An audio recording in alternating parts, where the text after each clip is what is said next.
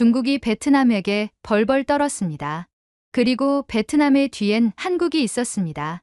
남중국해에서 중국의 불법 조업과 잦은 영해 침범으로 작은 나라 베트남은 중국에게서 도망가기 바빴습니다. 하지만 이번엔 달랐습니다. 그렇게 떳떳한 행보를 보이던 중국이 남중국해에서 물러났기 때문입니다. 그 순간 전 세계의 이목이 모두 하나의 나라에 집중되었습니다. 전문가들은 이건 베트남과 한국의 협동이다라고 말했습니다.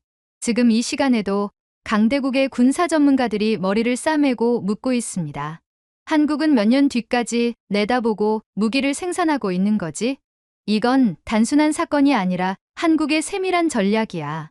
중국 정부에서는 한국의 군함들이 동남아와 손잡고 남중국해를 장악하려 한다는 거짓 정보도 뿌리기 시작했고, 이것을 본 중국의 국민들은 한숨을 쉬며 고개를 떨구며 아무 말도 못하고 있습니다.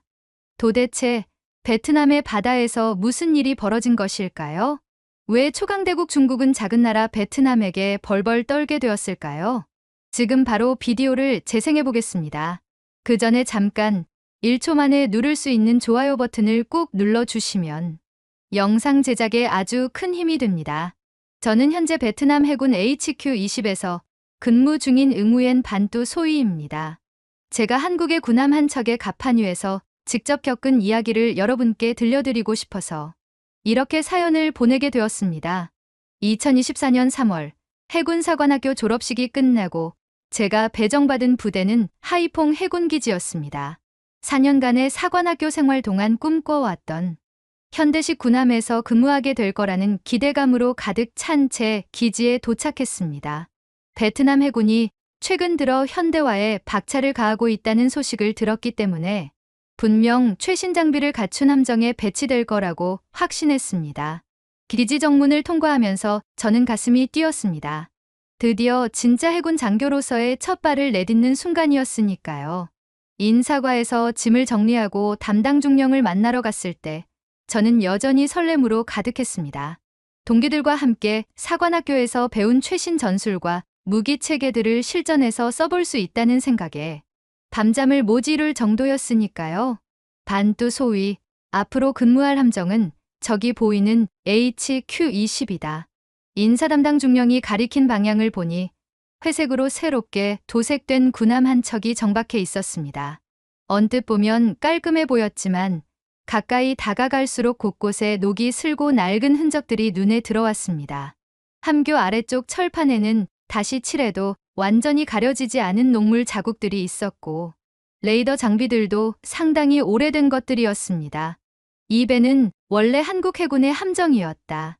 2017년에 퇴역한 후 2018년에 우리가 인수받았지. 중령의 설명을 들으며 제 마음속에는 실망감이 밀려왔습니다. 사관학교에서 배운 최신 무기체계와 현대적인 함정, 운용법들이 무색해질 정도로 낡은 장비들이 눈에 들어왔기 때문입니다. 특히 함포의 형태를 보니 제가 교육받은 최신 함포와는 거리가 멀었습니다. 네, 알겠습니다. 저는 겉으로는 당당하게 답변했지만 속으로는 한숨이 나왔습니다. 동기들은 분명 최신 함정에 배치되었을 텐데 왜 하필 제가 이런 낡은 배에 배정받았는지 원망스러웠습니다. 혹시 제가 사관학교에서 성적이 좋지 않았기 때문일까요? 아니면 다른 이유가 있는 걸까요? 배에 올라타는 순간 선임 부사관들이 저를 맞이했습니다. 새로 오신 반뚜 소위님 맞죠? 여기서 함께 근무하게 될 전 투안한 상사입니다. 상사의 인사는 친절했지만 제 표정에서 실망감을 읽어낸 듯 씁쓸한 미소를 지었습니다. 처음엔 다들 그런 표정을 지으십니다. 이 배를 보면 말이죠. 함내를 둘러보는 동안 제 실망감은 더욱 커졌습니다. 통신실의 장비들은 아날로그 방식이 대부분이었고 기관실의 엔진도 상당히 오래된 모델이었습니다. 사관학교에서 배운 디지털 통신 시스템과는 전혀 다른 구식 장비들이 즐비했습니다. 레이더 화면도 제가 교육받은 최신 시스템과는 거리가 멀었고 심지어 일부 매뉴얼은 한국어로 표기되어 있기도 했습니다. 상사님, 이 배가 정말 실전에서 쓸모가 있을까요? 제가 조심스럽게 물었습니다. 쩐투한한 상사는 잠시 침묵하더니 의미심장한 표정으로 답했습니다. 소위님, 겉모습만 보고 판단하시면 안 됩니다. 이 배에는 우리가 모르는 이야기들이 많이 숨어 있어요. 그날 저녁 식사 시간에 다른 승무원들과 함께 앉았을 때 귀에 거슬리는 말을 들었습니다. 또 신참이 왔네. 이 고철덩어리 보고 실망하는 표정이 뻔히 보여. 다른 승무원이 낄낄거리며 답했습니다. 맞아. 처음엔 다들 그래. 근데 시간이 지나면 이 배의 진짜 가치를 알게 될 거야. 그 말을 들으며 저는 더욱 혼란스러워졌습니다.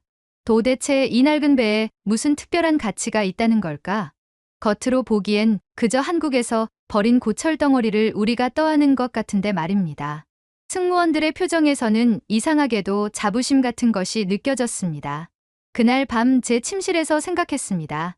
나는 왜 이 배에 탔을까? 이런 낡은 배에서 과연 제대로 된 해군 장교가 될 수 있을까? 창문 너머로 보이는 HQ-20의 실루엣을 바라보며 앞으로의 군 생활에 대한 걱정이 밀려왔습니다. 4년간 꿈꿔왔던 해군 장교로서의 화려한 시작과는 너무나 다른 현실이었습니다. 하지만 그때의 저는 몰랐습니다.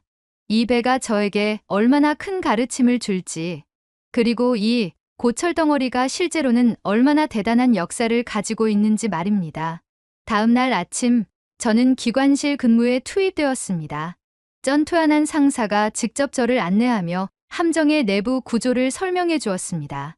엔진음이 울려 퍼지는 기관실에서 각종 계기들을 점검하는 일은 생각보다 복잡했습니다.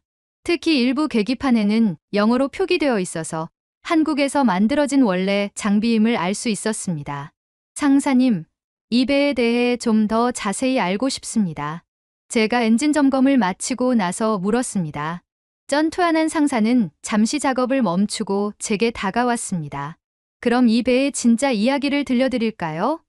하지만 먼저 이것부터 보세요. 상사가 가리킨 곳은 기관실 벽면에 붙어있는 작은 명판이었습니다. 영어로 된 그 명판에는 포멀 ROKS 여수 FFG-95라는 글자가 새겨져 있었습니다. 원래 이 배는 한국 해군의 여수함이었습니다. 2017년 퇴역 후 2018년에 우리가 받았죠. 상사의 설명이 이어졌습니다. 여수함만이 아닙니다. HQ-18도 있는데 그 배는 원래 김천함이었어요. 둘 다 포항급 초계함으로 분류되는 함정들입니다. 저는 포항급이라는 명칭이 익숙했습니다. 사관학교에서 한국 해군사에 대해 배울 때 들어본 함급이었거든요. 포항급은 한국이 자체 설계한 첫 번째 전투함급이라고 들었는데요. 맞습니다. 1980년대부터 건조되기 시작해서 한국 해군의 주력 초계함 역할을 했던 함정들이죠. 상사의 목소리에는 존경심이 묻어났습니다. 이 여수함은 1993년에 건조되었으니까 벌써 30년 넘게 바다를 누빈 베테랑입니다. 저는 궁금했습니다. 그런데 왜 한국이 이런 함정을 우리에게 기증했을까요? 상사는 잠시 생각하더니 답했습니다. 한국도 해군 현대화를 진행하면서 새로운 함정들로 교체하고 있거든요. 하지만 단순히 폐기하는 대신 우리 같은 우방국에 기증하는 방식을 택한 거죠. 기증이라. 저는 그 단어를 곱씹어 보았습니다. 단순히 쓸모없어진 고철을 떠넘긴 게 아니라 정말로 우리를 도우려는 의도였다는 뜻일까요? 상사는 제 표정을 읽었는지 계속 설명했습니다. 처음엔 저도 소희님처럼 생각했어요. 왜 남이 쓰던 낡은 배를 받아야 하나 하고 말이죠. 하지만 상사의 다음 말이 저를 놀라게 했습니다. 그런데 이 배들이 우리나라에 온 후의 활약상을 보면 생각이 달라집니다.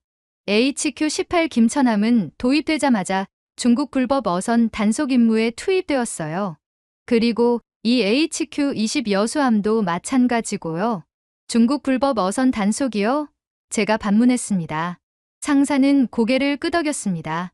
네, 남중국해에서 우리 영해를 침범하는 중국 어선들을 단속하는 임무 말입니다. 생각해 보세요. 30년 된 함정이 여전히 실전 임무를 수행하고 있다는 걸요.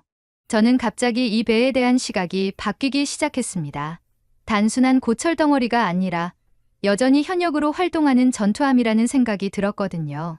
상사님, 그럼 이 배가 실제로 중국 어선들과 대치한 적이 있나요? 물론이죠. 상사의 답변은 확신에 차 있었습니다. 작년에만 해도 여러 차례 출동했어요. 중국 어선들이 우리 영해에 들어와서 불법 조업을 할 때마다 이 배가 나가서 쫓아냈거든요. 그 말을 듣고 저는 새삼 놀랐습니다. 겉보기엔 낡아 보여도 여전히 베트남 해군의 핵심 전력 중 하나였다는 뜻이니까요. 상사는 계기판 하나를 가리키며 말했습니다. 이 엔진 모니터링 시스템 보세요. 영어로 표기되어 있지만 우리가 받을 때 매뉴얼은 모두 베트남어로 번역해서 받았어요. 한국에서 얼마나 꼼꼼하게 준비해줬는지 알 수 있죠. 저는 상사의 말에 감동받았습니다. 단순히 배만 기증한 게 아니라 우리가 제대로 운용할 수 있도록 모든 자료까지 번역해서 전달해 준 것이었습니다. 한국에서 우리에게 이런 함정들을 기증한 이유가 있을 겁니다. 상사가 계속 말했습니다. 한국도 중국의 해양 팽창주의에 대해 우려하고 있거든요. 우리가 남중국해를 제대로 지킬 수 있도록 도와주는 거죠. 저는 기관실의 각종 장비들을 다시 둘러보았습니다. 이제는 달리 보였습니다. 낡긴 했지만 여전히 작동하고 있는 이 모든 것들이 한국의 기술자들이 30년 전에 만든 작품들이라는 사실이 새롭게 다가왔습니다. 상사님, 한국 기술자들이 정말 대단한 것 같습니다. 맞아요. 이 포항급 함정들은 한국이 독자적으로 설계한 첫 번째 전투함급이라고 했잖아요. 그 의미가 얼마나 큰지 아세요? 상사의 설명이 이어졌습니다. 한국도 처음엔 다른 나라에서 함정을 사와야 했어요. 하지만 이 포항급부터는 자체 기술로 만들기 시작한 거죠. 저는 그제야 이해했습니다. 이 배는 단순히 낡은 중고품이 아니라 한국 조선 기술의 결정체 중 하나였던 것입니다. 그리고 그런 소중한 기술의 산물을 우리에게 기증해 준 것이었고요. 그럼 우리가 이 배를 잘 관리해야겠네요. 바로 그겁니다. 상사가 만족스러운 표정을 지었습니다. 이 배는 우리가 받은 선물이 아니라 우리에게 맡겨진 책임이기도 해요. 한국의 기술과 우리의 의지가 만나서 베트남 바다를 지키는 거죠. 그날 밤 저는 HQ-20에 대해 완전히 다른 마음을 갖게 되었습니다. 여전히 낡긴 했지만 이제는 그 낡음 속에서 역사와 의미를 느낄 수 있었습니다. 한국의 30년 된 기술이 여전히 베트남 바다를 지키고 있다는 사실이 신기하기도 하고 감동적이기도 했습니다. 며칠 후 저는 함내 자료실에서 HQ-20의 작전 기록을 살펴볼 기회가 있었습니다. 쩐투하는 상사가 이 배의 진짜 이야기를 알고 싶다면 이것들을 봐야 한다며 저를 자료실로 안내했습니다. 캐비닛 안에는 두꺼운 작전 다이어리들이 정리되어 있었고 각각에는 연도별로 라벨이 붙어 있었습니다. 2018년부터 시작해서 보세요. 상사가 가장 오래된 다이어리를 꺼내 주었습니다. 표지에는 HQ-20 작전일지 2018년이라고 적혀 있었습니다. 첫 페이지를 넘기자마자 저는 놀랐습니다. 배가 베트남에 도착한 지 불과 몇 달 만에 이미 실전 임무에 투입되었다는 기록이 있었기 때문입니다. 2018년 8월 15일 남중국해 서남해역에서 중국 불법 어선 12척 발견. HQ-20 긴급 출동. 첫 번째 실전 기록을 읽으면서 저는 가슴이 뛰었습니다. 한국에서 온 지 얼마 되지도 않은 이 배가 벌써 베트남 영해를 지키는 임무를 수행했다는 것이었습니다. 상사가 설명했습니다. 그때가 처음이었어요. 중국 어선들이 대거 우리 영해로 몰려와서 불법 조업을 하는 걸 발견했거든요. 다른 함정들은 멀리 있었고 HQ-20이 가장 가까운 곳에 있었죠. 저는 상상해봤습니다. 갓 도입된 함정이 첫 실전에 나서는 상황을 말입니다. 다이어리를 계속 넘기면서 저는 더욱 놀라운 기록들을 발견했습니다. 2018년 9월 3일 중국 어선들의 재침입 시도. 경고 방송 후 철수 유도 성공. 2018년 10월 12일 야간 불법 조업 어선 3척 발견. 추적 후 영해 밖으로 축출. 한 달에 적어도 2~3차례씩은 실전 출동을 했다는 기록이었습니다. 상사님, 이렇게 자주 출동했었군요. 제가 감탄하며 말했습니다. 상사는 고개를 끄덕였습니다. 네. 그때부터 중국 어선들의 침입이 본격화되기 시작했거든요. 우리 영해에서 멋대로 고기를 잡아가는 건 그냥 두고 볼 수 없잖아요. 2019년 기록으로 넘어가자 상황은 더욱 심각해졌습니다. 2019년 4월 20일 중국 어선 15척과 해안경비정 1척이 함께 침입, HQ-20과 HQ-18 공동작전으로 대응. 이제는 중국 해안경비정까지 나서서 어선들을 보호하려 했다는 내용이었습니다. 이때가 정말 긴장됐어요. 상사가 당시를 회상하며 말했습니다. 중국 해안경비정이 우리보다 훨씬 큰 배였거든요. 하지만 HQ-20은 물러서지 않았어요. 오히려 더 당당하게 맞섰죠. 저는 그 장면을 상상해보니 가슴이 뜨거워졌습니다. 30년 된 작은 함정이 중국의 대형 경비정에 맞서는 모습을 말입니다. 다이어리에는 더욱 구체적인 내용이 기록되어 있었습니다. 중국 해안 경비정의 위협적 접근에도 불구하고 HQ-20은 국제법에 따른 정당한 영해 수호 임무를 계속 수행. 결국 중국 측이 먼저 철수. 읽으면서 저는 자부심이 느껴졌습니다. 우리 배가 국제법을 무시하는 중국에 맞서 당당하게 대응했다는 것이었습니다. 2020년과 2021년 기록을 보니 상황은 더욱 치열해졌습니다. 2020년 7월 8일 중국 어선 20척 집단 침입, 야간 작전으로 모두 축출 완료. 2021년 3월 15일 중국 해안 경비정의 우리 함정 향한 레이더 조사, HQ-20 대응 조치로 상황 종료. 중국의 도발은 갈수록 대담해졌지만 HQ-20은 한 번도 물러서지 않았습니다. 상사가 특별히 중요한 페이지를 가리켰습니다. 이것 좀 보세요. 2021년 8월의 기록입니다. 그 페이지에는 빨간 펜으로 강조된 내용이 있었습니다. 2021년 8월 25일 중국 어선들의 대규모 침입 시도에 HQ-20 단독 대응. 경고 사격 실시 후 모든 침입선 철수 완료. 베트남 영해 수호 임무 완벽 수행. 경고 사격까지 했었군요. 저는 놀라며 말했습니다. 상사는 진지한 표정으로 답했습니다. 네. 그때가 가장 위험한 순간이었어요. 중국 어선들이 경고를 무시하고 계속 침입하려고 했거든요. 하지만 HQ-20의 함장님이 단호하게 대응했죠. 다이어리의 다음 페이지에는 그날의 상세한 상황이 기록되어 있었습니다. 함장의 명령에 따라 76mm 함포로 경고 사격 실시. 중국 어선들 즉시 항로 변경하여 베트남 영해를 벗어남. 중국 해안 경비정의 무전 항의에 대해 국제법에 따른 정당한 대응이라고 단호하게 응답. 저는 이 기록을 읽으면서 가슴이 벅찼습니다. 한국에서 온 이 30년 된 함정이 베트남 바다를 이렇게 용감하게 지켜왔다는 사실이 감동적이었습니다. 상사님, 이 배가 정말 대단한 일들을 해냈네요. 그렇죠. 단순히 훈련용 배가 아니라 진짜 베트남 바다의 수호자였던 겁니다. 상사의 목소리에는 자부심이 가득했습니다. 한국에서 기증해준 이 배가 우리 영해를 이렇게 지켜주고 있어요. 마지막으로 2022년과 2023년 기록을 보니 중국의 침입 시도는 줄어들었습니다. 2022년 전체 출동 횟수 15회, 2023년 12회로 감소. 상사가 설명했습니다. HQ-20과 다른 함정들의 꾸준한 대응 덕분에 중국 어선들도 함부로 침입하기 어려워진 거죠. 그날 밤 침실에서 저는 오늘 본 작전 기록들을 떠올렸습니다. 처음에는 낡은 고철 덩어리라고 생각했던 이 배가 실제로는 6년간 베트남 바다를 지켜온 진짜 영웅이었다는 사실을 알게 되었습니다. 한국의 30년 된 기술이 여전히 우리나라를 위해 싸우고 있다는 것이 놀랍기도 하고 고맙기도 했습니다. 다음 날 저는 갑판 정비 작업에 투입되었습니다. 새벽 6시부터 시작된 작업은 함정의 모든 외부 장비를 점검하고 청소하는 일이었습니다.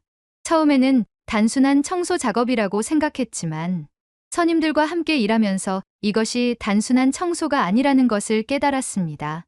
반뚜 소위님, 이쪽 함포 청소 좀 도와주세요. 린중위가 저를 불렀습니다.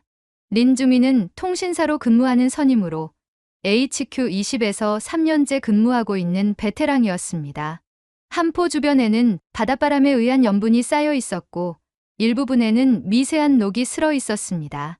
이 녹을 그냥 두면 안 됩니다. 린중위가 설명했습니다. 바닷물의 염분이 철판을 부식시키거든요. 매일매일 이렇게 관리해야 배가 오래 갑니다. 저는 수세미로 녹을 제거하면서 물었습니다. 중위님, 이 배가 한국에 있을 때도 이렇게 관리했을까요? 물론이죠. 한국 해군도 함정 관리에는 정말 엄격하다고 들었어요. 린 중위가 답했습니다. 우리가 이 배를 받을 때도 상태가 정말 좋았거든요. 30년 된 배 치고는 믿을 수 없을 정도로 잘 관리되어 있었어요.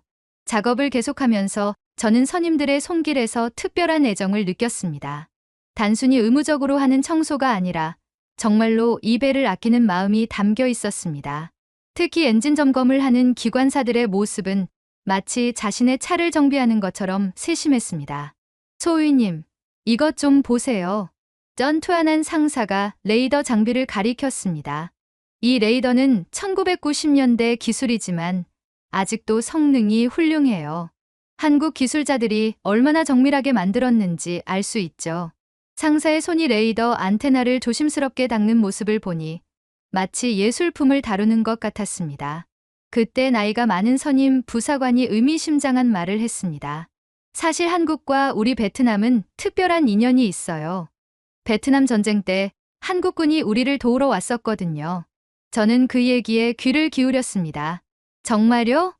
자세히 알려주세요. 1964년부터 1973년까지 약 32만 명의 한국 군인들이 베트남에 와서 우리와 함께 싸웠어요. 그 부사관의 설명이 계속되었습니다. 맹호부대, 백마부대, 청룡부대. 이런 한국 부대들이 우리 땅에서 피를 흘렸죠. 린 중위가 거들었습니다. 제 할아버지께서 그때 한국군과 함께 작전을 펼쳤다고 하셨어요. 한국 군인들이 정말 용감하고 동료를 잘 챙긴다고 말씀하셨거든요. 저는 새로운 사실을 알게 되어 놀랐습니다. 한국과 베트남 사이에 그런 역사가 있었다는 것을 몰랐거든요. 그래서 이 배가 더 의미가 있는 거예요. 상사가 중요한 말을 했습니다. 50년 전에는 한국 군인들이 직접 와서 우리와 함께 싸웠고, 지금은 한국이 만든 배가 우리 바다를 지키고 있으니까요. 저는 그 말에 깊이 감동받았습니다. 이 배는 단순한 군사장비가 아니라 한국과 베트남 사이의 오랜 우정과 동맹의 상징이었던 것입니다. 그럼 이 배를 받은 것도 그런 역사적 배경이 있었던 거군요. 맞습니다. 다른 승무원이 거들었습니다. 무기 시스템도 마찬가지였어요. 함포나 미사일 시스템 모두 완벽하게 작동했어요. 한국에서 우리가 바로 쓸 수 있도록 모든 걸 준비해 준 거죠. 마치 50년 전처럼 우리를 도와주려는 마음이 담겨 있었어요. 린 중위가 중요한 말을 했습니다. HQ-20은 단지 철이 아니라 한국이 우리에게 준 첫 번째 해양 교과서예요. 그 말이 저에게는 깊은 인상을 남겼습니다. 교과서라고요? 네, 생각해 보세요. 우리가 현대적인 해군 운용을 배우는데 이만한 교재가 또 있을까요? 린 중위의 설명이 계속되었습니다. 이 배를 통해서 우리는 현대적인 함정 운용법, 무기 시스템 사용법, 심지어 국제법에 따른 해상 작전까지 모든 걸 배우고 있어요. 저는 그제야 이해했습니다. 이 배는 단순히 무기가 아니라 교육 도구이기도 했다는 것을 말입니다. 그럼 우리가 이 배에서 배운 것들을 나중에 새로운 함정에서도 써먹을 수 있겠네요. 바로 그겁니다. 상사가 흥미롭게 반응했습니다. 한국도 그런 걸 염두에 두고 기증했을 거예요. 베트남 전쟁 때처럼 우리를 도우려는 마음으로 말이죠. 우리가 이 배에서 경험을 쌓으면 나중에 더 현대적인 함정을 운용할 때도 문제없을 테니까요. 오후 작업 시간에는 통신장비 점검이 있었습니다. 린 중위와 함께 통신실에서 각종 장비들을 점검하면서 저는 놀랐습니다. 30년 된 장비치고는 정말 정밀하게 만들어져 있었기 때문입니다. 중위님, 이 통신 장비가 정말 정교하네요. 맞아요. 1990년대 한국 기술의 결정체라고 볼 수 있어요. 린 중위가 자랑스럽게 말했습니다. 지금도 최신 장비들과 비교해도 성능이 뒤떨어지지 않아요. 오히려 더 견고하고 안정적이기도 하고요. 통신 장비를 조작해보면서 저는 한국 기술자들의 실력에 감탄했습니다. 30년 전에 이런 정밀한 장비를 만들 수 있었다는 것이 놀라웠습니다. 1960년대에는 우리보다도 가난한 나라였는데 불과 몇십 년 만에 이런 기술을 개발했다는 게 놀랍죠? 린중위의 말에 저는 더욱 놀랐습니다. 정말요? 한국이 그렇게 빨리 발전했나요? 네. 한국 전쟁 이후 거의 폐허에서 시작해서 지금의 기술 강국이 된 거예요. 베트남 전쟁에 참전할 때도 한국은 아직 가난한 나라였는데 그래도 우리를 도우러 왔었죠. 이 배도 그런 한국의 성장 과정에서 나온 결과물이고요. 린중위의 설명을 들으며 저는 새로운 관점을 갖게 되었습니다. 그날 저녁 갑판에서 석양을 바라보며 저는 생각했습니다. 이 배는 단순한 무기가 아니라 한국과 베트남의 오랜 우정이 담긴 역사적 산물이라는 생각이 들었습니다. 50년 전 한국 군인들의 희생과 우정, 그리고 지금 이 배를 통해 이어지는 두 나라의 인연이 정말 의미 있게 느껴졌습니다. 며칠 후 저는 함내 자료실에서 HQ-20과 관련된 더 많은 정보를 찾아보기로 했습니다. 린중위가 이 배에 대해 정말 자세히 알고 싶다면 자료실에 컴퓨터를 써보라 하고 조언했기 때문입니다. 자료실은 생각보다 잘 정비되어 있었고 베트남 해군의 각종 함정과 무기 체계에 대한 자료들이 체계적으로 정리되어 있었습니다. 컴퓨터를 켜고 HQ-20에 대한 검색을 시작했습니다. 가장 먼저 나온 것은 함정의 기본 재원이었습니다. 포항급 초계함, 배수량 1200톤, 전장 88.3m, 최대 속력 32노트. 수치만 봐도 작지 않은 함정이었습니다. 그리고 흥미로운 사실을 발견했습니다. 한국 해군 포항급 초계함 총 24척 건조, 그중 2척이 베트남에 기증됨. 자료를 더 자세히 읽어보니 HQ-18과 HQ-20이 바로 그 2척이었습니다. HQ-18은 원래 김천함이었고 HQ-20은 여수함이었다는 것도 확인할 수 있었습니다. 더 깊이 파고들자 놀라운 정보들이 나왔습니다. 김천함 건조 1992년, 여수함 건조 1993년. 두 함정 모두 현대중공업에서 건조. 같은 시기에 같은 조선소에서 만들어진 자매함이었던 것입니다. 그리고 두 함정 모두 한국 해군에서 25년간 근무한 후 베트남으로 오게 되었다는 기록도 있었습니다. 흥미롭네. 저는 혼자 중얼거렸습니다. 그때 자료실 문이 열리며 쩐투한한 상사가 들어왔습니다. 뭔가 재미있는 걸 찾으셨나요? 상사가 제 어깨 너머로 화면을 보며 물었습니다. 네, 상사님. HQ-18과 HQ-20이 원래 자매함이었다는 걸 알았어요. 제가 흥미롭게 말했습니다. 상사는 의자를 가져와 제 옆에 앉았습니다. 아, 그거 정말 재미있는 이야기죠. 더 찾아보세요. 계속 검색하던 중 놀라운 보고서를 발견했습니다.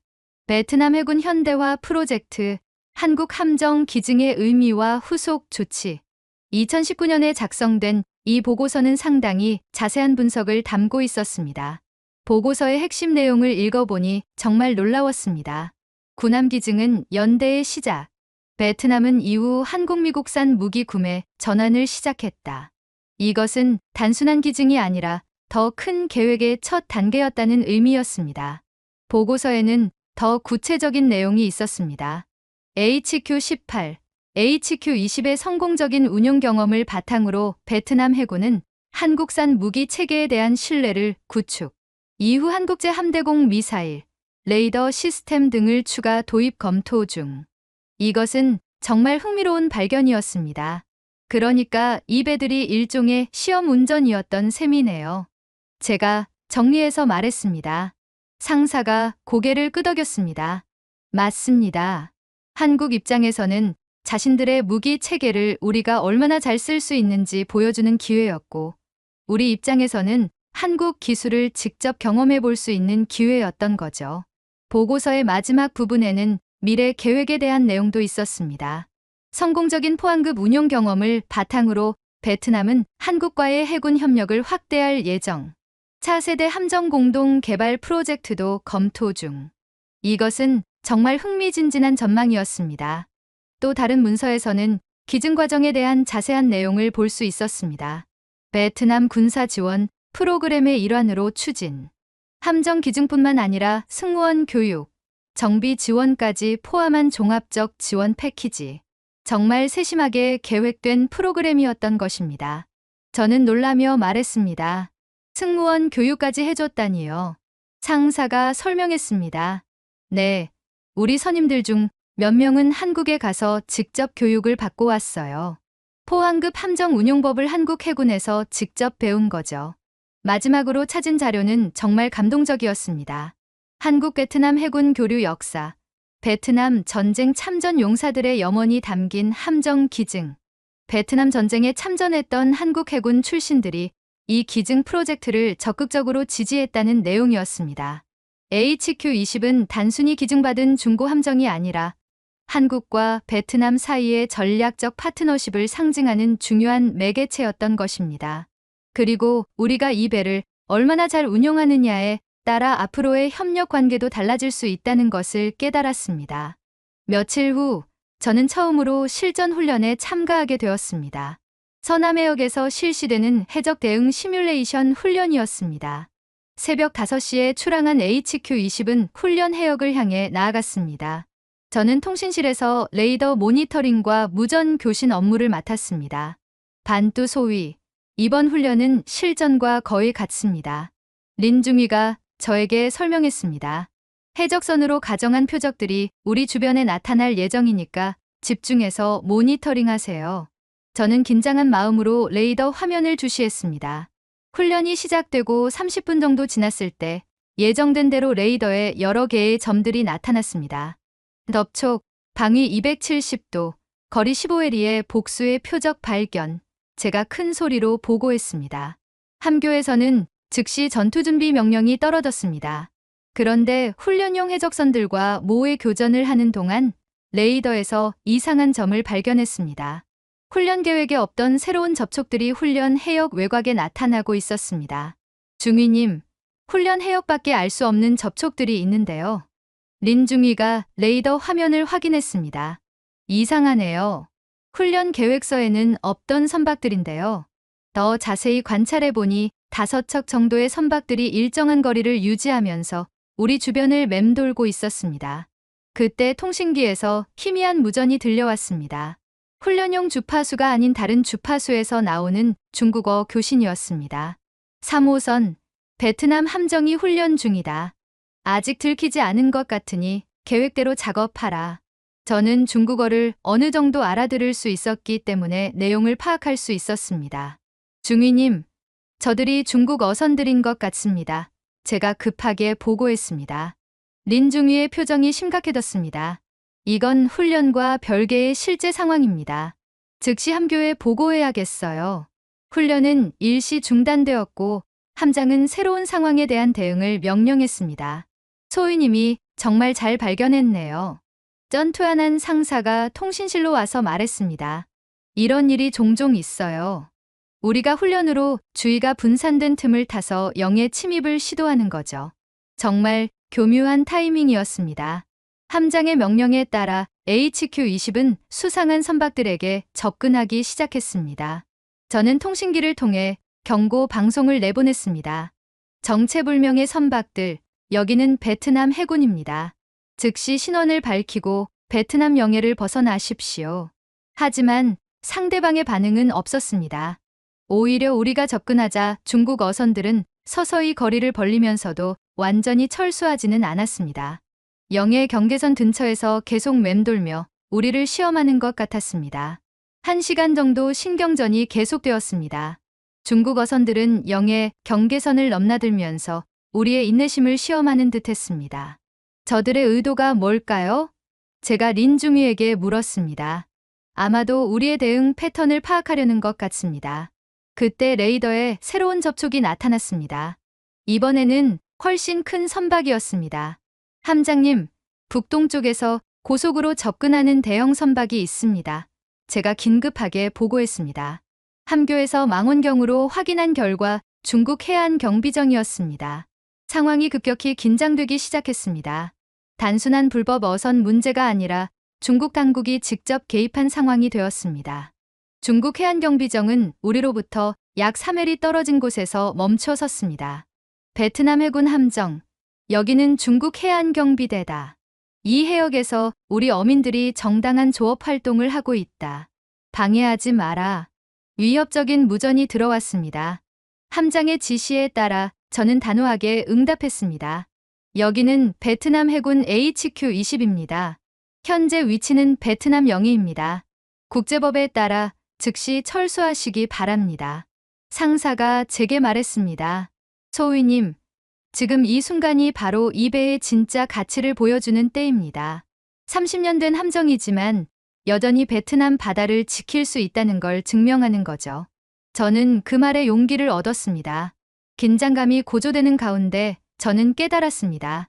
이것이 바로 선임들이 말했던 실제 상황이었던 것입니다. HQ-20은 단순한 훈련용 배가 아니라 이런 위험한 상황에서 베트남의 주권을 지키는 진짜 전투함이었습니다. 한국에서 온 이 오래된 배가 지금 이 순간에도 베트남 바다를 지키고 있었습니다. 중국 해안경비정과의 긴장된 대치가 계속되고 있었습니다. 레이더 화면에서는 중국 해안경비정이 우리로부터 3회리 떨어진 곳에 정박해 있는 것이 보였고, 중국 어선들은 여전히 영해 경계선 근처에서 맴돌고 있었습니다. 이런 대치 상황이 벌써 2시간째 계속되고 있었습니다. 그때 갑자기 레이더에 새로운 움직임이 포착되었습니다. 함장님, 중국 어선 중 한 척이 고속으로 우리 영해 안쪽으로 침입하고 있습니다. 제가 급하게 보고했습니다. 레이더 화면을 보니 한 척의 어선이 다른 배들과 떨어져서 베트남 영해 깊숙이 들어오고 있었습니다. 속력이 얼마나 되나? 함장이 물었습니다. 약 18노트입니다. 일반적인 어선 속도가 아닙니다. 린 중위가 답했습니다. 보통 어선은 이렇게 빠른 속도를 낼 수 없었습니다. 이것은 분명 의도적인 도발 행위였습니다. 함장은 즉시 결단을 내렸습니다. 해당 어선에게 마지막 경고를 보내라. 그리고 응답하지 않으면 경고 사격을 준비한다. 저는 떨리는 목소리로 경고 방송을 내보냈습니다. 중국 어선, 즉시 항로를 변경하여 베트남 영해를 벗어나십시오. 이것이 마지막 경고입니다. 하지만 중국 어선은 경고를 완전히 무시하고 계속해서 우리 영해 안쪽으로 질주했습니다. 속도도 오히려 더 빨라져서 20노트 이상으로 달리고 있었습니다. 함장님, 어선이 경고를 무시하고 계속 침입하고 있습니다. 제가 다급하게 보고했습니다. 76mm 함포, 경고 사격 준비, 함장의 명령이 떨어졌습니다. HQ-20의 주포가 천천히 선회하면서 중국 어선을 향했습니다. 30년 된 함포였지만 여전히 위력적인 모습이었습니다. 함포 승무원들이 긴장한 표정으로 사격 준비를 완료했습니다. 경고 사격 발사, 함장의 명령과 함께 76mm 함포에서 천둥 같은 소리가 울려 퍼졌습니다. 포탄은 중국 어선으로부터 약 200m 떨어진 바다에 떨어져 거대한 물기둥을 만들었습니다. 바다 전체가 그 굉음으로 진동했습니다. 경고 사격의 효과는 즉시 나타났습니다. 고속으로 침입하던 중국 어선이 급히 속도를 줄이며 항로를 변경하기 시작했습니다. 함장님, 침입 어선이 항로를 변경하고 있습니다. 제가 흥분된 목소리로 보고했습니다. HQ-20의 단호한 대응이 효과를 본 것입니다. 그러나 상황은 여기서 끝나지 않았습니다. 중국 해안경비정에서 즉시 분노에 찬 무전이 들어왔습니다. 베트남 해군, 너희는 지금 우리 평화로운 어민들에게 발포했다. 이것은 명백한 도발 행위다. 중국 측의 목소리는 이협적이었습니다. 함장은 차분하게 응답하라고 지시했습니다. 저는 떨리는 목소리지만 확고하게 답했습니다. 여기는 베트남 해군 HQ-20입니다. 우리는 국제법에 따른 정당한 경고 사격을 실시했습니다. 베트남 영해를 침범한 선박에 대한 합법적 대응입니다. 중국 해안경비정은 계속해서 항의했습니다. 즉시 사격을 중단하고 사과하라. 그렇지 않으면 우리도 대응 조치를 취할 것이다. 위협의 강도가 높아지고 있었습니다. 함내의 모든 승무원들이 긴장한 표정으로 상황을 지켜보고 있었습니다. 넌투한한 상사가 제게 말했습니다. 소위님, 지금 이 순간이 바로 이 배의 진짜 가치를 보여주는 때입니다. 30년 전 한국에서 만들어진 이 함포가 지금 베트남의 주권을 지키고 있어요. 저는 그 말에 감동받았습니다. 한편 경고 사격을 본 다른 중국 어선들도 서서히 베트남 영해에서 물러나기 시작했습니다. HQ-20의 단호한 대응이 전체 상황을 바꾸고 있었습니다. 함장님, 다른 중국 어선들도 철수하기 시작했습니다. 관측병이 보고했습니다. 하지만 중국 해안경비정은 여전히 위협적인 자세를 유지하고 있었습니다. 우리로부터 이해리까지 접근해 온 상태였습니다. 레이더에서 보니 그들도 무기 시스템을 우리 쪽으로 향하고 있는 것 같았습니다. 긴장감이 최고조에 달했습니다. 중위님, 이 상황이 어떻게 끝날까요? 제가 걱정스럽게 물었습니다. 린 중위는 침착하게 답했습니다. 우리가 정당한 일을 했으니까 당당해야 해요. HQ-20은 베트남 바다를 지키는 배입니다. 바다 위에는 팽팽한 긴장감이 흘렀습니다. 한쪽에는 30년 된 한국의 포항급 함정이, 다른 쪽에는 중국의 대형 해안경비정이 서로를 노려보고 있었습니다. 이 대치 상황이 어떻게 해결될지 아무도 예측할 수 없었습니다. 하지만 한 가지 확실한 것은 HQ-20이 물러서지 않으리라는 것이었습니다. 경고사격 이후 바다 위의 긴장감은 극도로 높아졌습니다. 중국 해안경비정은 우리로부터 이해리까지 접근한 상태에서 위협적인 자세를 유지하고 있었습니다. 레이더 화면에서 보니 그들의 선박은 HQ-20보다 훨씬 큰 3,000톤급 경비정이었습니다. 크기만으로는 우리가 압도적으로 불리한 상황이었습니다. 함장님, 중국 해안경비정에서 또 무전이 들어옵니다. 통신병이 보고했습니다. 이번에는 더욱 위협적인 톤이었습니다. 베트남 해군 함정, 너희는 지금 전쟁을 선포한 것이나 다름없다. 우리의 평화로운 어민들에게 발포한 것은 용서할 수 없는 행위다. 함장은 저에게 응답하라고 지시했습니다. 저는 떨리는 손으로 마이크를 잡고 답했습니다. 여기는 베트남 해군 HQ-20입니다. 우리는 베트남 영해를 침범한 선박에 대해 국제법에 따른 정당한 경고 사격을 실시했습니다. 이는 모든 국가가 가진 영해 수호 권리입니다. 중국 해안경비정의 반응은 더욱 공격적이었습니다. 정당한 경고 사격이라고? 너희가 발포한 순간부터 이것은 무력 도발이다. 즉시 사과하고 철수하지 않으면 우리도 상응하는 조치를 취할 것이다. 그들의 목소리에는 분명한 위협이 담겨 있었습니다. 레이더를 확인해 보니 중국 해안경비정이 우리 쪽으로 더욱 접근하고 있었습니다. 거리가 1.5해리로 줄어들었습니다. 함장님, 중국 경비정이 계속 접근하고 있습니다. 제가 긴급하게 보고했습니다. 상황이 물리적 충돌로 이어질 가능성이 높아지고 있었습니다. 그때 상황을 더욱 복잡하게 만드는 일이 벌어졌습니다. 중국 어선 중 한 척이 갑자기 중국 해안경비정과 HQ-20 양쪽의 지시를 완전히 무시하고 고속으로 베트남 영해 깊숙이 질주하기 시작한 것입니다. 함장님, 중국 어선 한 척이 다시 우리 영해로 고속 침입하고 있습니다. 린중이가 레이더를 확인하며 분석했습니다. 속력이 25노트입니다. 이건 분명 의도적인 도발입니다. 일반 어선이 이런 속도를 낼 수는 없어요. 상황은 더욱 심각해졌습니다. 중국 측이 우리의 대응을 시험해 보려는 것 같았습니다. 함장은 즉시 결단을 내렸습니다. 해당 어선에 대해 선체 조준 사격을 준비한다. 더 이상 경고 사격이 아니다. 이것은 정말 위험한 결정이었습니다. 선체 조준 사격은 실제로 상대방을 제압하려는 의도를 나타내는 것이었습니다. 76mm 함포, 침입 어선의 선체 조준, 포수가 정밀하게 조준을 시작했습니다. HQ-20의 함포는 비록 30년 된 장비였지만 여전히 정확한 사격이 가능했습니다. 한국 기술자들이 만든 화기 관제 시스템이 정확하게 작동하고 있었습니다. 발사, 함장의 명령과 함께 두 번째 포탄이 발사되었습니다. 이번에는 중국 어선의 선수 앞쪽 불과 50m 지점에 정확하게 착탄했습니다. 거대한 물기둥이 솟아오르며 중국 어선을 완전히 덮었습니다. 이것은 명백한 경고 메시지였습니다. 침입하던 중국 어선은 즉시 급정거하며 항로를 변경했습니다. 하지만 이번 사격으로 인해 중국 해안경비정의 분노는 극에 달했습니다. 베트남 해군, 너희는 지금 우리 국민에게 직접 위해를 가했다. 이것은 명백한 군사적 도발이다.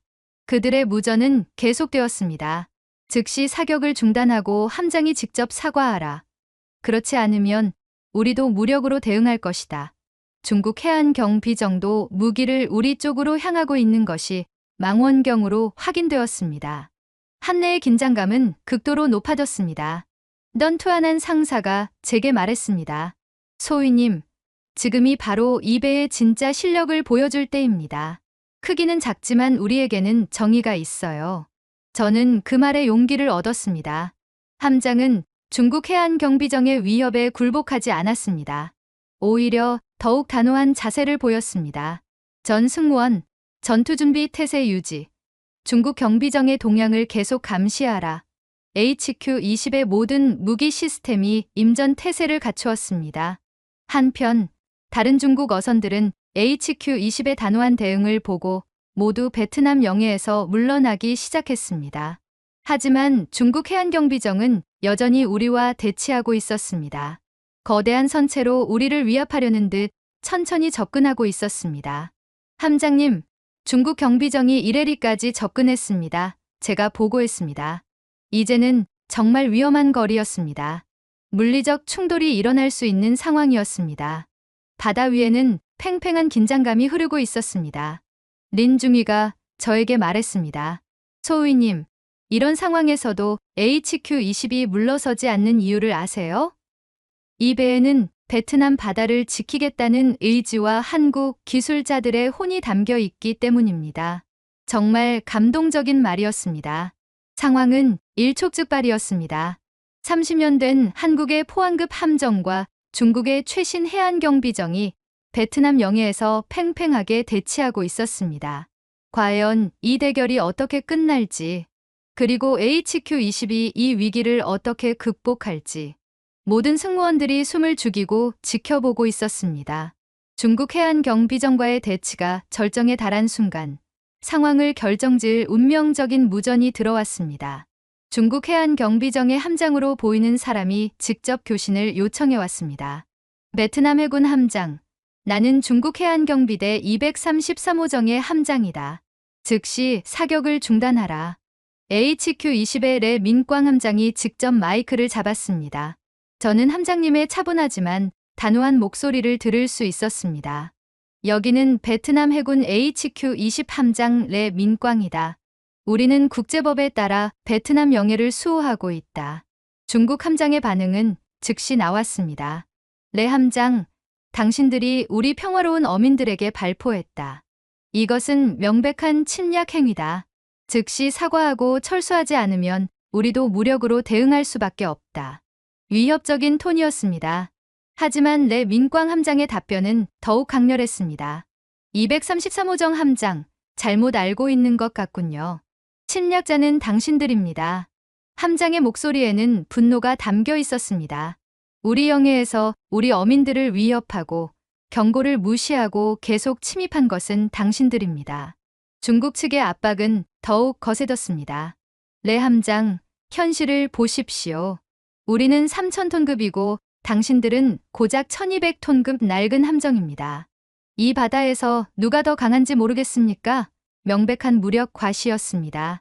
그 순간 레 민광 함장이 폭발했습니다. 크기로 승부하자는 말입니까? 함장의 목소리가 갑자기 높아졌습니다. 좋습니다. 그럼 당신들의 3,000톤짜리 배가 우리 76mm 함포를 피할 수 있는지 한번 봅시다. 한내 모든 승무원들이 긴장했습니다. 중국 함장이 당황한 목소리로 답했습니다. 레 함장, 위험한 발언을 하고 있습니다. 이것은 전쟁 도발입니다. 하지만 레 민광 함장은 전혀 물러서지 않았습니다. 전쟁 도발이라고요? 함장의 목소리는 이제 얼음처럼 차가워졌습니다. 당신들이 우리 영해를 침범하고 우리 국민을 위협하는 것이 전쟁 도발 아닙니까? 그럼 우리가 맞서는 것도 전쟁입니다. 한내가 완전히 조용해졌습니다. 함장은 계속했습니다. 233호정 함장, 제대로 들으시오. 이 HQ-20은 30년 된 배지만 한국의 정밀 기술로 만들어진 76mm 함포가 있습니다.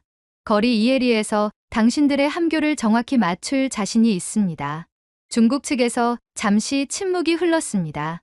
그 침묵 사이로 레 민광 함장이 결정타를 날렸습니다. 그리고 한 가지 더 알려드리겠습니다. 우리는 지금 이 순간을 모두 기록하고 있습니다. 당신들의 불법 침입, 우리 어민들에 대한 위협, 모든 것이 증거로 남을 것입니다.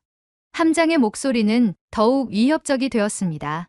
이 기록들이 CNN, BBC, 로이터 통신에 전달되면 어떻게 될지 아십니까? 중국이 작은 베트남을 괴롭히는 모습이 전 세계에 방송될 것입니다. 이것은 중국이 가장 두려워하는 시나리오였습니다. 중국 함장의 목소리가 급격히 약해졌습니다. 함장 흥분을 가라앉히고 대화합시다. 하지만 내 민꽝 함장은 그 말을 끊어버렸습니다. 아직 끝나지 않았습니다. 함장이 천둥 같은 목소리로 외쳤습니다. 지금 당장 모든 선박을 철수시키십시오. 60초 드리겠습니다. 60초 후에도 우리 영해에 있으면 우리는 정당방위로 간주하고 실탄 사격을 개시할 것입니다. 함내의 모든 승무원들이 숨을 멈췄습니다. 내 민꽝 함장이 실제로 카운트다운을 시작했습니다. 60, 59, 58 함포가 중국 해안경비정을 정확히 조준했습니다. 50, 49, 48 중국 측에서 급하게 무전이 들어왔습니다. 잠깐, 내 함장, 진정하십시오. 하지만 함장의 카운트다운은 계속되었습니다. 40, 39, 38 우리가 철수하겠습니다. 중국 함장이 마침내 항복했습니다. 모든 선박에게 철수 명령을 내리겠습니다. 내 민꽝 함장의 압박이 완전히 통한 것입니다. 함장이 카운트다운을 멈추고 냉정하게 말했습니다. 현명한 판단입니다. 앞으로는 베트남 영해에서 국제법을 준수하시기 바랍니다. 완벽한 승리였습니다. 그 후 놀라운 광경이 펼쳐졌습니다. 거대한 중국 해안 경비정이 급하게 방향을 바꾸기 시작했습니다. 마치 꼬리를 내린 개처럼 서둘러 도망가는 모습이었습니다. 모든 중국 어선들도 황급히 철수했습니다. 함장이 전체 승무원에게 방송했습니다. 모든 승무원들, 오늘 우리는 베트남 바다를 지켜냈다. 크기가 아니라 의지가 승부를 결정한다는 것을 보여줬다. 함내에 우레와 같은 환호가 터져 나왔습니다. 린중위가 제게 말했습니다. 소위님, 이제 아시겠죠? 이 배가 왜 특별한지 말이에요. 한국이 우리에게 준 것은 단순한 철덩어리가 아니라 바다를 지킬 수 있는 용기였어요. 그날 저녁, 저는 이 광경을 보며 느꼈습니다. HQ-20은 진짜 군함이었습니다. 30년이라는 시간도, 크기의 열쇠도 이 배의 진정한 가치를 약화시킬 수 없었습니다. 한국의 기술과 베트남의 의지가 만나 만들어낸 기적 같은 승리였습니다. 중국 해안 경비정과의 대치에서 승리한 지 일주일 후, HQ-20에는 특별한 손님이 찾아왔습니다. 한국에서 파견된 교환장교 김지훈 대위였습니다. 함내의 김지훈 대위가 탑승한다는 소식을 들었을 때 모든 승무원들이 기대와 긴장으로 가득했습니다. 한국 해군 장교를 직접 만날 수 있는 기회였기 때문입니다. 김지훈 대위는 30대 중반으로 보이는 젊은 장교였습니다. 한국 해군 제복을 입은 그의 모습은 어딘지 친근하면서도 전문적이었습니다. 안녕하십니까? 저는 한국 해군에서 파견된 김지훈 대위입니다. 앞으로 2주간 여러분과 함께 근무하게 되었습니다. 그의 인사는 정중했고 베트남어도 어느 정도 구사할 수 있었습니다. 내 민꽝 함장이 김지훈 대위를 함내 곳곳으로 안내했습니다. 저도 통신사로서 함께 동행하며 설명을 도왔습니다. 대위님, 이 배에 대해 어떻게 생각하십니까? 함장이 물었습니다. 김지훈 대위는 곳곳을 살펴보며 감탄했습니다. 정말 잘 관리되고 있네요. 한국에서도 이 정도로 관리하기 쉽지 않은데요. 함정을 둘러보던 김지훈 대위가 갑자기 멈춰 섰습니다. 갑판 아래 기관실 입구 근처에 있는 작은 명판을 발견한 것입니다. 그 명판에는 한국어와 영어로 된 글씨들이 새겨져 있었는데 대부분 퇴색되어 잘 보이지 않았습니다. 하지만 김지훈 대위는 그 명판을 유심히 들여다보고 있었습니다. 혹시 저것이... 김지훈 대위가 중얼거리더니 갑자기 무릎을 꿇고 명판을 자세히 살펴보기 시작했습니다. 이게 맞네요. 정말 이게 맞아요. 그의 목소리에 흥분이 섞여 있었습니다. 우리는 모두 궁금해하며 그 주변으로 모여들었습니다. 김지훈 대위가 명판의 한 부분을 가리켰습니다. 퇴색된 글씨 사이로 김상혁이라는 한국어 이름이 희미하게 보였습니다. 이건 제 아버지 글씨입니다. 김지훈 대위의 목소리가 떨리고 있었습니다. 김상혁. 저의 아버지 이름이에요. 모든 사람들이 놀랐습니다. 함장도, 선임들도, 그리고 저도 이런 우연의 일치를 상상해 본 적이 없었습니다. 대위님, 정말 아버님 성함이신가요? 제가 조심스럽게 물었습니다. 김지훈 대위는 고개를 끄덕이며 설명하기 시작했습니다. 제 아버지는 1990년대 초 현대중공업에서 포항급 함정 설계 팀장으로 일하셨어요. 김지훈 대위의 설명이 계속되었습니다. 여수함을 포함해서 포항급 후기형 함정들의 설계에 직접 참여하셨죠. 이 명판은 설계진들의 이름을 새긴 것 같네요. 쩐투한한 상사가 감탄하며 말했습니다. 그럼 대위님 아버님이 우리 HQ-20을 설계하신 분 중 한 분이라는 말씀이신가요? 김지훈 대위는 자랑스러운 표정으로 답했습니다. 네, 맞습니다. 아버지가 30년 전에 설계하신 배에 제가 지금 서 있다니 정말 신기한 인연이네요. 함장이 깊은 감동을 받은 듯 말했습니다. 그럼 이 배는 대위님에게도 특별한 의미가 있겠군요. 김지훈 대위는 명판을 다시 한번 쓰다듬으며 답했습니다. 네, 아버지가 평생 자랑스러워 하셨던 작품 중 하나예요. 포항급이 한국 해군의 주력이 되었고 지금은 베트남에서 새로운 임무를 수행하고 있다는 걸 정말 기뻐하실 거예요. 린중이가 궁금해서 물었습니다. 대위님 아버님께서 지금도 설계 일을 하고 계신가요? 김지훈 대위의 표정이 잠시 어두워졌습니다. 아니요. 아버지는 5년 전에 돌아가셨어요. 하지만 생전에 항상 포항급 함정들을 자랑스러워 하셨죠. 그 말을 들은 모든 승무원들의 마음이 숙연해졌습니다. 이 배를 설계한 분이 이미 세상을 떠나셨다는 사실이 더욱 이 순간을 특별하게 만들었습니다. 그럼 이 배는 대위님, 아버님의 유산이기도 하네요. 제가 조심스럽게 말했습니다. 김지훈 대위는 고개를 끄덕이며 답했습니다. 맞습니다. 아버지의 기술과 정성이 담긴 배예요. 그리고 지금 베트남 해군이 이렇게 잘 운용해주고 계시니까 아버지도 천국에서 기뻐하실 거예요. 그의 목소리에는 감사함이 가득했습니다. 함장이 의미 있는 제안을 했습니다. 대위님, 이번 기회에 아버님의 이야기를 더 자세히 들려주실 수 있을까요? 우리 승무원들이 이 배의 역사를 제대로 알았으면 좋겠습니다. 김지훈 대위는 기꺼이 동의했습니다. 그날 저녁 식당에서 김지훈 대위는 아버지 김상혁 씨의 이야기를 들려주었습니다. 아버지는 1960년대생으로 한국이 자체 함정을 만들기 시작할 때부터 조선업계에 몸담으셨어요. 처음에는 외국 기술을 배우는 것부터 시작하셨죠. 그의 이야기는 정말 흥미로웠습니다.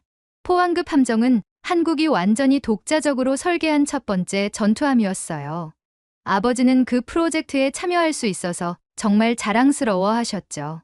김지훈 대위가 계속 설명했습니다. 특히 함정의 안정성과 내구성에 많은 신경을 쓰셨다고 하셨어요. 저는 감동받아 물었습니다.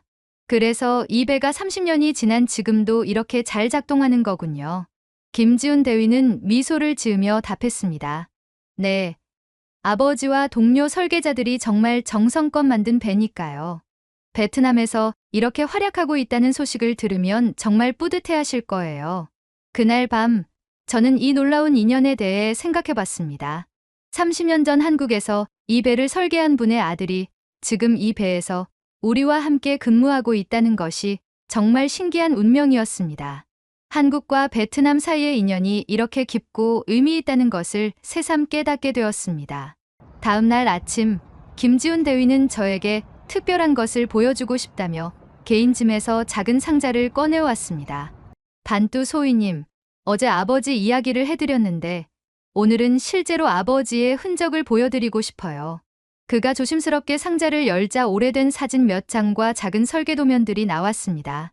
첫 번째 사진을 보는 순간 저는 감동받았습니다. 1993년 현대중공업 조선소에서 찍힌 사진이었는데 거대한 크레인 아래에서 건조 중인 함정의 모습이 담겨 있었습니다. 이것이 여수함이 건조되던 당시 모습입니다. 김지훈 대위가 설명했습니다. 저기 보이는 함정이 바로 지금 우리가 타고 있는 HQ-20이에요. 사진 속 함정은 아직 도색도 되지 않은 회색 철판 상태였지만 지금의 HQ20과 똑같은 실루엣을 하고 있었습니다. 와, 정말 우리 배가 맞네요. 저는 신기해하며 말했습니다. 30년 전 한국에서 태어난 이 배가 지금 베트남 바다를 지키고 있다는 사실이 새삼 놀라웠습니다. 두 번째 사진은 더욱 특별했습니다. 조선소 기술자들이 함정 앞에서 찍은 단체 사진이었습니다. 여기 있는 분들이 여수함 건조에 참여하신 기술자들이에요. 김지훈 대위가 사진의 한 사람을 가리켰습니다. 저분이 제 아버지 김상혁입니다. 사진 속 김상혁 씨는 30대 초반으로 보이는 젊은 엔지니어였습니다. 안전모를 쓰고 설계 도면을 들고 있는 모습이었습니다. 그의 얼굴에는 자신이 만든 함정에 대한 자부심이 가득했습니다. 아버지가 정말 젊으시네요. 저는 감탄하며 말했습니다. 네. 아버지가 가장 열정적으로 일하던 시기였어요. 김지훈 대위가 그리운 표정으로 말했습니다. 아버지는 집에 와서도 항상 함정 이야기를 하셨어요. 특히 포항급 함정들이 한국 해군의 주력이 되어가는 과정을 정말 자랑스러워 하셨죠. 세 번째 사진은 여수함의 진수식 모습이었습니다. 1993년 가을, 거대한 함정이 바다로 미끄러져 들어가는 순간을 포착한 사진이었습니다. 이날이 아버지가 가장 감동받으셨던 날이라고 하셨어요. 김지훈 대위가 설명했습니다. 자신이 설계한 배가 처음으로 바다와 만나는 순간이었으니까요. 쩐투한한 상사도 함께 사진을 보며 감탄했습니다. 정말 대단하시네요. 이렇게 큰 함정을 설계하신다는 게 쉬운 일이 아닐 텐데요. 김지훈 대위는 고개를 끄덕였습니다. 네. 아버지는 항상 말씀하셨어요. 함정은 단순한 기계가 아니라 바다에서 사람들을 지키는 생명체라고요. 그때 김지훈 대위가 가장 소중한 사진 한 장을 꺼냈습니다. 김상혁 씨가 완성된 여수함의 함교에서 찍은 사진이었습니다. 배경으로는 울산의 아름다운 바다가 펼쳐져 있었고 그의 얼굴에는 만족스러운 미소가 가득했습니다. 이 사진이 아버지가 가장 아끼셨던 사진이에요. 대위님께서 이런 소중한 사진들을 우리에게 보여주셔서 정말 감사합니다. 저는 진심으로 말했습니다. 김지훈 대위는 미소를 지으며 놀라운 말을 했습니다.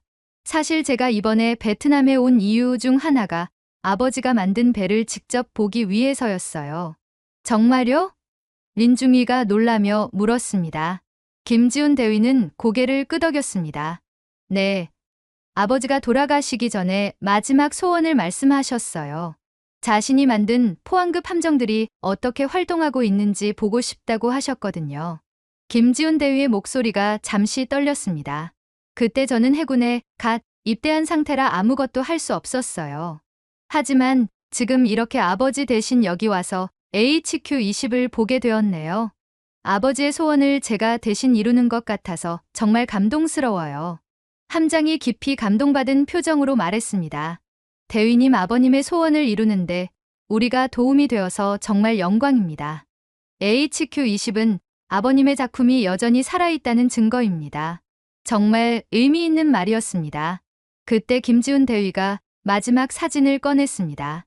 아버지 김상혁 씨가 생전에 마지막으로 찍은 사진이었습니다. 침대에 누워있지만 여전히 함정 모형을 손에 들고 있는 모습이었습니다. 아버지는 마지막까지 자신이 만든 배들을 걱정하셨어요. 특히 해외로 기증된 포항급 함정들이 잘 활동하고 있는지 정말 궁금해하셨죠. 저는 그 사진을 보며 뭉클했습니다. 한 엔지니어의 평생 작품에 대한 애정과 걱정이 고스란히 담겨 있었습니다. 대위님, 아버님께 전해드리고 싶은 말이 있어요. 제가 말했습니다. 아버님이 만드신 HQ20은 여전히 훌륭하게 베트남 바다를 지키고 있다고요. 김지훈 대위의 눈에 눈물이 맺혔습니다. 고맙습니다. 아버지가 들으시면 정말 기뻐하실 거예요. 그는 잠시 멈춘 후 계속 말했습니다. 이 사진들을 베트남에 남겨두고 가고 싶어요. HQ20의 역사와 함께 보관해 주셨으면 좋겠어요. 정말요? 이렇게 소중한 사진들을요? 상사가 놀라며 물었습니다. 김지훈 대위는 확신에 찬 목소리로 답했습니다. 네, 이 사진들은 HQ20과 함께 있어야 해요. 이 배의 탄생 과정과 만든 사람들의 마음을 보여주는 증거니까요. 그날 저녁 우리는 이 사진들을 함내 자료실에 특별히 보관하기로 했습니다. 한국에서 온 엔지니어들의 손길과 마음이 담긴 소중한 기록들이었습니다. 30년의 시간을 넘어 한국과 베트남을 연결하는 가교 역할을 하는 귀중한 유산이 된 것입니다.